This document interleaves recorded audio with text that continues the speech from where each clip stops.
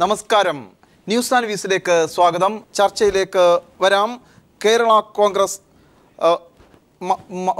കോൺഗ്രസിൻ്റെ നേതാവും ധനകാര്യമന്ത്രിയുമായ Shri K M മാണിയെ ബാർക്കോഴയിൽ വിജിലൻസ് കുറ്റവിമുക്തമാക്കിയ ആ നടപടി ശരിയോ എന്നുള്ളതാണ് ഇന്ന് ന്യൂസ് ആൻഡ് വ്യൂസ് ചർച്ച ചെയ്യുന്നത്. ബാർക്കോഴയിലെ ആ അന്വേഷണ റിപ്പോർട്ട് പുറത്തു വന്ന സാഹചര്യത്തിലാണ്. സാഹചര്യ തെളിവുകൾ ഉണ്ടെങ്കിലും കെ എം മാണി ബാർ ഉടമകളിൽ നിന്ന് പണം വാങ്ങുകയോ ആവശ്യപ്പെടുകയോ ചെയ്തിട്ടില്ലെന്ന് റിപ്പോർട്ടിലുണ്ട്.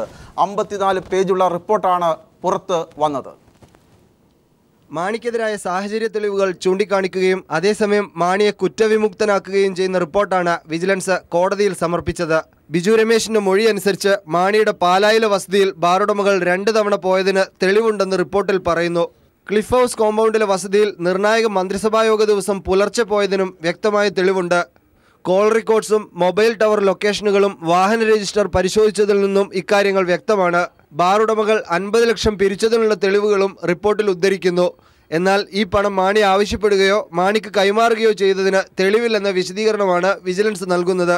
ബാർ ലൈസൻസ് പുതുക്കുന്നതിൽ തീരുമാനമെടുത്ത 2014 മാർച്ച് 26-ലെയും ഏപ്രിൽ 2-ലെയും മന്ത്രിസഭാ രേഖകൾ പരിശോധിച്ചതിൽ നിന്നും ബാറുടമകൾക്ക് വേണ്ടി കെ എം മാണി പ്രത്യേക താൽപ്പര്യം എടുത്തിട്ടില്ലെന്ന് വ്യക്തമാണെന്നും റിപ്പോർട്ടിൽ പറയുന്നു.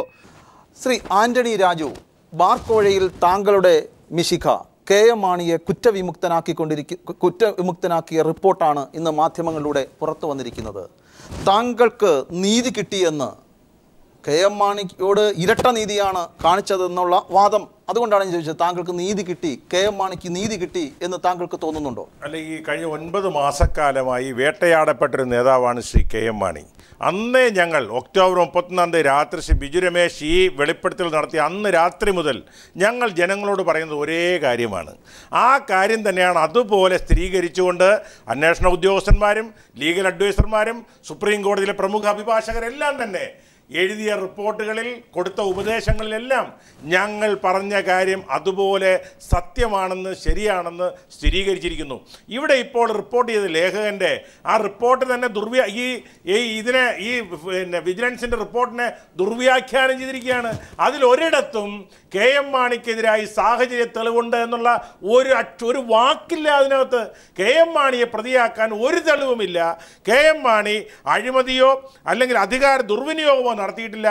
കെ എം മാണിക്ക് പണം കൊടുത്തതിനോ വാങ്ങിച്ചതിനോ ഒരു തെളിവുമില്ലെന്ന് മാത്രമല്ല, കെ എം മാണി ഇവർക്ക് അനുകൂലമായി ഒന്നും ചെയ്തില്ലെന്ന് മാത്രമല്ല, ആന്റണി രാജു മന്ത്രി നിരപരാധിയാണെന്ന് ശ്രീ അഡ്വക്കേറ്റ് ആന്റണി രാജു പറഞ്ഞതുപോലെ മന്ത്രിസഭയിലുള്ള ഒരു മന്ത്രിയോടുള്ള വിശ്വാസം അദ്ദേഹം പ്രകടിപ്പിക്കുന്നു എന്നതാണോ അത്? അതായത് ഇദ്ദേഹം പറഞ്ഞ ക്രെഡിബിലിറ്റി ശ്രീ എ സജീവൻ അല്ല, മന്ത്രിയോടുള്ള വിശ്വാസം പ്രകടിപ്പിക്കുന്നതിനേക്കാളൊക്കെ അപ്പുറത്ത് ഒരു അന്വേഷണം നടന്നുകൊണ്ടിരിക്കുന്നതിനിടയിൽ മുഖ്യമന്ത്രിയും മറ്റ് മന്ത്രിമാരും ഒന്നും അതിൻ്റെ പ്രത്യേകിച്ച് വിജിലൻസ് മന്ത്രിമാരുടെ കീഴിലുള്ള എല്ലാ സ്വതന്ത്ര ഏജൻസിയാണെന്നൊക്കെ നമ്മൾ പറയുന്നുണ്ടെങ്കിൽ, അപ്പോൾ അതിനെ സ്വാധീനിക്കാവുന്ന തരത്തിൽ ഒരിക്കലും മന്ത്രിമാരാരും മുഖ്യമന്ത്രി ഉൾപ്പെടെയുള്ള ആളുകൾ അഭിപ്രായ പ്രകടനം നടത്താൻ പാടില്ല. അത് പലപ്പോഴും നമുക്ക് തന്നെ അറിയില്ല.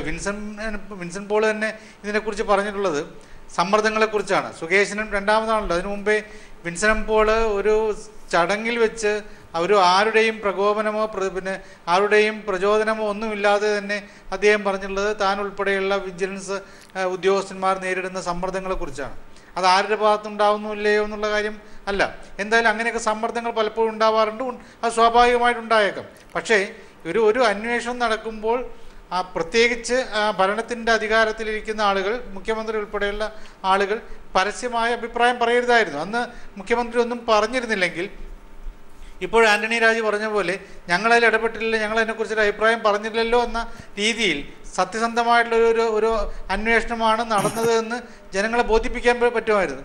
ശ്രീ അഡ്വക്കേറ്റ് ആന്റണി രാജു, ഞാൻ നേരത്തെ സൂചിപ്പിച്ചു, ഒരു അന്വേഷണ ഉദ്യോഗസ്ഥൻ SP ആത്മഹത്യയെക്കുറിച്ച് ആലോചിച്ചു എന്ന് പറഞ്ഞ് ADGP ആയിരുന്ന ജേക്കബ് തോമസ്, അദ്ദേഹം ചുമതല ADGP സ്ഥാനത്ത് നിന്ന് മാറിയതിന് ശേഷം ഒരു ടെലിവിഷൻ അഭിമുഖത്തിൽ പറഞ്ഞത് താങ്കൾ ഓർക്കണം. ബാർക്കോഴ അന്വേഷണത്തിൽ പ്രതിസന്ധി നേരിട്ടു. ആ പ്രതിസന്ധിയെ മറികടക്കാൻ ലീവ് ഉൾപ്പെടെയുള്ള കാര്യങ്ങൾ അദ്ദേഹത്തിന് എടുക്കേണ്ടി വന്നു.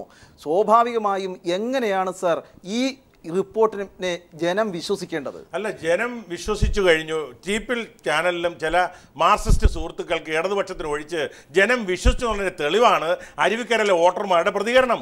മാത്രമല്ല ഇവിടെ എല്ലാ തെളിവുകളും, ഒരു തെളിവ് പോലും സ്ക്രാപ്പ് ഓഫ് എവിഡൻസ്. ഇവിടെ അങ്ങ് പറഞ്ഞല്ലോ ആത്മഹത്യയെക്കുറിച്ച് പറഞ്ഞെന്ന്. ശ്രീ സുകേഷിന് എവിടെ ആത്മഹത്യയെക്കുറിച്ച് പറഞ്ഞത്? സുകേഷിൻ്റെതായി കേട്ടില്ല. ശബ്ദത്തിൽ പറഞ്ഞു അതിനെ ചലഞ്ച് ചെയ്യല്ലേ, കാരണം അത് കൃത്യമാണത്.